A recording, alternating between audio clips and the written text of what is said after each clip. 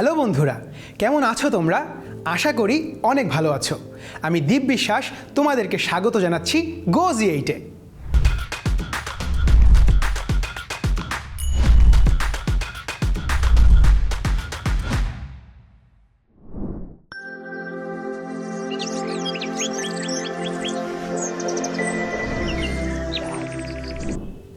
বন্ধুরা, আজকে আমাদের আলোচনার বিষয় নবম দশম শ্রেণীর পৌরনীতি ও সুশাসন বইয়ের তৃতীয় অধ্যায়ের আইন, স্বাধীনতা ও সাম্য।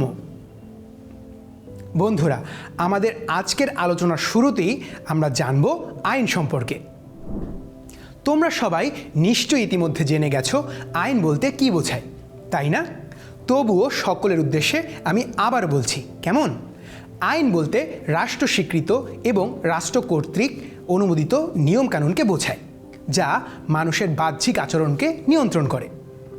আইনের দ্বারা ব্যক্তির সাথে ব্যক্তির, ব্যক্তির সাথে রাষ্ট্রের এবং রাষ্ট্রের সাথে রাষ্ট্রের সম্পর্ক নির্ধারিত হয়। এই আইনের কতগুলো মৌলিক বৈশিষ্ট্য রয়েছে বন্ধুরা, লক্ষ্য করো। আইন কতগুলো প্রথা, রীতিনীতি এবং নিয়মকানুনের সমষ্টি। আইন মানুষের বাহ্যিক আচরণ ও কর্মকাণ্ড নিয়ন্ত্রণ করে, যেমন আইন বিরোধী কোনো কাজের জন্য শাস্তি পেতে হয়, আবার শাস্তির ভয়ে মানুষ অপরাধ থেকে বিরত থাকে। আইন রাষ্ট্রীয় অনুমোদন ও স্বীকৃতিপ্রাপ্ত। আইন ব্যক্তি স্বাধীনতার রক্ষক হিসেবে কাজ করে। আইন সার্বজনীন বা সবার জন্য প্রযোজ্য। সাধারণত আইনকে তিনটি ভাগে ভাগ করা যায়, যেমন সরকারি আইন, বেসরকারি আইন ও আন্তর্জাতিক আইন। ব্যক্তির সাথে রাষ্ট্রের সম্পর্ক বজায় রাখার জন্য যেসব আইন প্রণয়ন ও প্রয়োগ করা হয় তাকে সরকারি আইন বলে। বন্ধুরা, এই সরকারি আইনকে আবার তিনটি ভাগে ভাগ করা যায়, যেমন ফৌজদারি ও দণ্ডবিধি, প্রশাসনিক আইন এবং সাংবিধানিক আইন। ফৌজদারি আইন ও দণ্ডবিধি রাষ্ট্রের বিচার বিভাগের কাজ পরিচালনায় ব্যবহার করা হয়। এই আইনের মাধ্যমে কোনো কারণে ব্যক্তির অধিকার ভঙ্গ হলে তার অধিকার রক্ষার ব্যবস্থা নেওয়া হয়। রাষ্ট্রের শাসন বিভাগ এবং এর সাথে সংশ্লিষ্ট ব্যক্তিবর্গের কর্মকাণ্ড নিয়ন্ত্রণের জন্য প্রশাসনিক আইন প্রণয়ন করা হয় বন্ধুরা। সাংবিধানিক আইন রাষ্ট্রের সংবিধানে উল্লেখ করা থাকে। সাংবিধানিক আইনের মাধ্যমে রাষ্ট্র পরিচালিত হয়। বন্ধুরা, আমরা এতক্ষণ সরকারি আইন সম্বন্ধে জানলাম, তাই না? তোমরা নিশ্চয়ই বুঝতে পেরেছ। এখন আমরা জানব বেসরকারি আইন ও আন্তর্জাতিক আইন সম্পর্কে। ব্যক্তির সাথে ব্যক্তির সম্পর্ক রক্ষার জন্য যে আইন প্রণয়ন ও প্রয়োগ করা হয় তাকে বেসরকারি আইন বলে, যেমন চুক্তি ও দলিল সংক্রান্ত আইন। বন্ধুরা, এক রাষ্ট্রের সাথে অন্য রাষ্ট্রের সম্পর্ক রক্ষার জন্য যে আইন প্রণয়ন ও প্রয়োগ করা হয় তাকে বলা হয় আন্তর্জাতিক আইন। আলোচনার এ পর্যায়ে আমরা আইনের উৎসগুলো সম্পর্কে বিস্তারিত জানব। দীর্ঘকাল যাবৎ কোনো নিয়ম সমাজে চলতে থাকলে তাকে বলা হয় প্রথা। রাষ্ট্র সৃষ্টির পূর্বে প্রথার মাধ্যমেই মানুষের আচরণ নিয়ন্ত্রিত হতো। রাষ্ট্র সৃষ্টির পর যেসব প্রথা রাষ্ট্র কর্তৃক অনুমোদন লাভ করে সেগুলো আইনে পরিণত হয়। ধর্মীয় অনুশাসন ও ধর্মগ্রন্থ আইনের অন্যতম উৎস বন্ধুরা, যেমন মুসলিম আইন, হিন্দু আইন প্রভৃতি। আমাদের দেশে পারিবারিক ও সম্পত্তি আইনের অনেকগুলো ইসলাম ও হিন্দু ধর্ম থেকে এসেছে। বিচারকগণ কোনো বিচার কার্য সম্পাদন করতে গিয়ে আইন সংক্রান্ত কোনো সমস্যায় পড়লে তার সমাধানের জন্য আইন বিশারদদের বিজ্ঞানসম্মত গ্রন্থের সাহায্য নেন। এসব আইন ব্যাখ্যা করেন, যা পরবর্তীকালে আইনে পরিণত হয়। আদালতে উত্থাপিত মামলার বিচার করার জন্য প্রচলিত আইন অস্পষ্ট হলে বিচারকগণ তাদের প্রজ্ঞা ও বিচার বুদ্ধির উপর ভিত্তি করে ওই আইনের ব্যাখ্যা দেন এবং উক্ত মামলার রায় দেন। পরবর্তীকালে বিচারকগণ সেসব রায় অনুসরণ করে বিচার করেন। এভাবেই বিচারকের পরবর্তীকালে সিদ্ধান্তগুলো আইনে পরিণত হয়। আদালতে এমন অনেক মামলা উত্থাপিত হয় যার সমাধানের জন্য অনেক সময় কোনো আইন বিদ্যমান থাকে না। সে অবস্থায় বিচারকগণ তাদের ন্যায়বোধ বা বিবেক দ্বারা উক্ত মামলার বিচার কাজ সম্পাদন করেন এবং পরবর্তী সময়ে তা আইনে পরিণত হয়। বন্ধুরা, তোমরা কি জানো যে আধুনিককালে আইনের প্রধান উৎস হচ্ছে আইনসভা? জনমতের সাথে সঙ্গতি রেখে বিভিন্ন দেশের আইনসভা নতুন আইন প্রণয়ন করে এবং পুরাতন আইন সংশোধন করে যুগোপযোগী করে তোলে। আমাদের নাগরিক জীবনে আইনের শাসন অত্যন্ত গুরুত্বপূর্ণ। আইনের দৃষ্টিতে সকল নাগরিকের সমান অধিকার প্রাপ্তির সুযোগকে আইনের শাসন বলে। আইনের দৃষ্টিতে সকলে সমান এর অর্থ হচ্ছে জাতি, ধর্ম, বর্ণ, লিঙ্গ, পেশা নির্বিশেষে আইনের সমান আশ্রয় লাভ করা। এর ফলে ধনী দরিদ্র, সবল দুর্বল সকলে সমান অধিকার লাভ করে। আইনের শাসনের প্রাধান্য থাকলে সরকার ক্ষমতার অপব্যবহার করতে পারে না।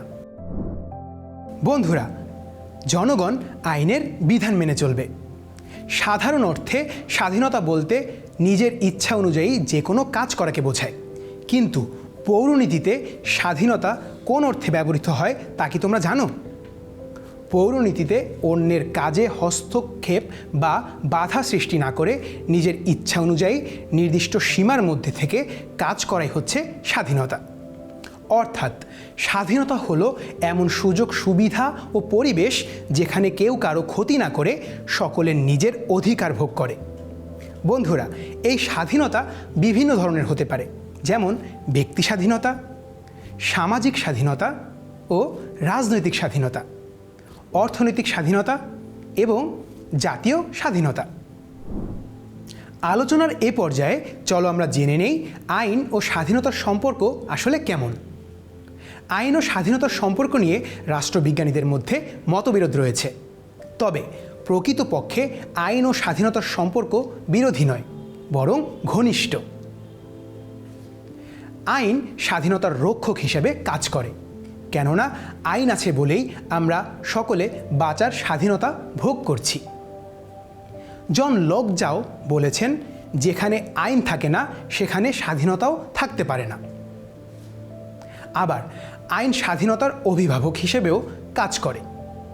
আইন সব ধরনের বিরোধী শক্তিকে প্রতিহত করে স্বাধীনতাকে রক্ষা করে। আইন স্বাধীনতার পূর্বশর্ত। উইলোভির মতে আইনের নিয়ন্ত্রণ আছে বলেই স্বাধীনতা রক্ষা পায়। সুন্দর, শান্তিময়, সুষ্ঠু জীবনযাপনের জন্য যা প্রয়োজন তা আইনের দ্বারা সৃষ্টি হয়। এসব কাজ করতে গিয়ে যদিও আইন স্বাধীনতাকে নিয়ন্ত্রণ করে, কিন্তু বাস্তবে স্বাধীনতা তাতে সম্প্রসারিত হয়। তবে সকল আইন স্বাধীনতাকে রক্ষা করে না, যেমন জার্মানির হিটলারের আইনের কথা উল্লেখ করা যায়। তোমরা অনেকেই হয়তো হিটলার ও তার সময়ের আইন সম্পর্কে জানো, তাই না? আর যারা জানো না তাদের দুঃখ পাওয়ার কোনো কারণ নেই বন্ধুরা। তোমাদের জন্য পরবর্তী কোনো দিন সে সম্পর্কে বলে দেব। বন্ধুরা, তোমরা কি জানো সাম্য কথাটির অর্থ কী? আমি বলে দিচ্ছি, সাম্যের অর্থ সমান। প্রকৃত অর্থে সাম্য বলে এমন এক সামাজিক পরিবেশকে বোঝায় যেখানে জাতি, ধর্ম, বর্ণ ইত্যাদি নির্বিশেষে যোগ্যতা অনুযায়ী সবাই সমান সুযোগ সুবিধা লাভ করে। কি এই সম্পর্কেও তোমরা আগে থেকেই জানতে, তাই তো? বন্ধুরা, পৌরনীতিতে সাম্য বলতে বোঝায় প্রথমত কোনো ব্যক্তি বা শ্রেণীর জন্য বিশেষ সুযোগ সুবিধার অবসান, দ্বিতীয়ত সকলের জন্য সুযোগ সুবিধার ব্যবস্থা করা, তৃতীয়ত যোগ্যতা অনুযায়ী সমান সুযোগ সুবিধা ভোগ করা। বন্ধুরা, নাগরিক জীবনে বিভিন্ন সুযোগ সুবিধা ভোগের জন্য সাম্যকে বিভিন্ন ভাগে ভাগ করা যায়, যেমন সামাজিক সাম্য, রাজনৈতিক সাম্য, অর্থনৈতিক সাম্য, আইনগত সাম্য, স্বাভাবিক সাম্য ও ব্যক্তিগত সাম্য। বন্ধুরা, এখন আমরা সাম্যের এই রূপগুলো সম্পর্কে বিস্তারিত জানব। জাতি, ধর্ম, বর্ণ, লিঙ্গ, পেশা নির্বিশেষে সমাজের সকল সদস্যদের সমানভাবে সামাজিক সুযোগ সুবিধা ভোগ করাকে সামাজিক সাম্য বলে। রাজনৈতিক সাম্য। রাষ্ট্রীয় কাজে সকলের অংশগ্রহণের সুযোগ সুবিধা থাকাকে রাজনৈতিক সাম্য বলে। অর্থনৈতিক সাম্য। যোগ্যতা অনুযায়ী প্রত্যেকের কাজ করার ও ন্যায্য মজুরি পাওয়ার সুযোগকে অর্থনৈতিক সাম্য বলে। আইনগত সাম্য। জাতি, ধর্ম, বর্ণ নির্বিশেষে সকলের আইনের দৃষ্টিতে সমান থাকা এবং বিনা অপরাধে গ্রেপ্তার ও বিনা বিচারে আটক না করার ব্যবস্থাকে আইনগত সাম্য বলে। স্বাভাবিক সাম্য। স্বাভাবিক সাম্য হচ্ছে সাম্যের আরেকটি রূপ, যার অর্থ জন্মগতভাবে প্রত্যেক মানুষ স্বাধীন এবং সমান, কিন্তু বাস্তবে জন্মগতভাবে প্রত্যেক মানুষ শারীরিক ও মানসিকভাবে সমান হতে পারে না বন্ধুরা। এজন্য বর্তমানে স্বাভাবিক সাম্যের ধারণা প্রায় অচল। ব্যক্তিগত সাম্য। জাতি, ধর্ম, বর্ণ, বংশ ও মর্যাদা ইত্যাদি নির্বিশেষে মানুষে কোনো ব্যবধান না করাকে ব্যক্তিগত সাম্য বলে।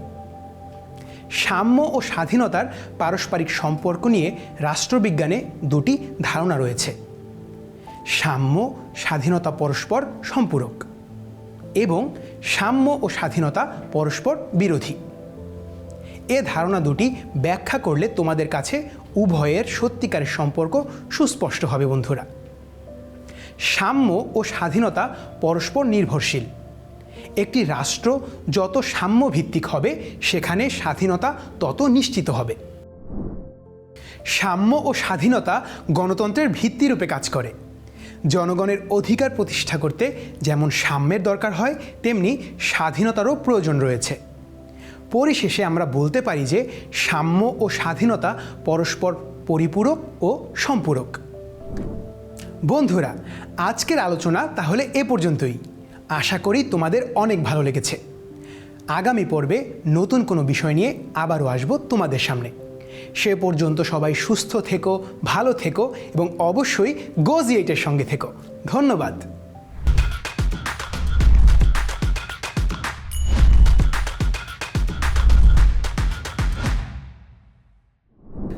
চলো বন্ধুরা, তাহলে আজকের আলোচনা থেকে কিছু গুরুত্বপূর্ণ নোটস আমরা জেনে নিই।